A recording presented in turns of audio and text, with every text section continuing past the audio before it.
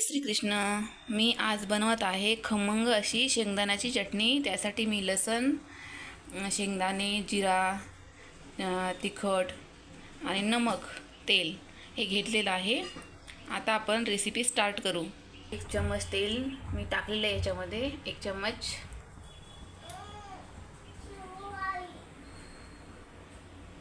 तेल आपलं गरम झालेलं आहे मस्त. त्याच्यामध्ये मी आता जिरा टाकते.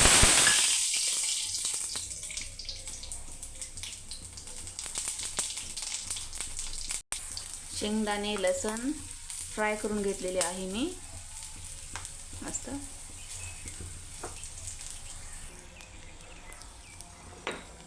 हे सगळं मी काढून घेतलेलं आहे. आणि ह्याच्यामध्ये आता तिखट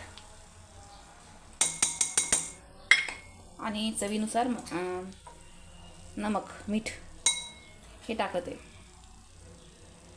हे आता हे मस्त बारीक वाटून घेते. चटणी आपली वाटून बारीक झालेली आहे मस्त. मी आता वाटीमध्ये काढून घेते.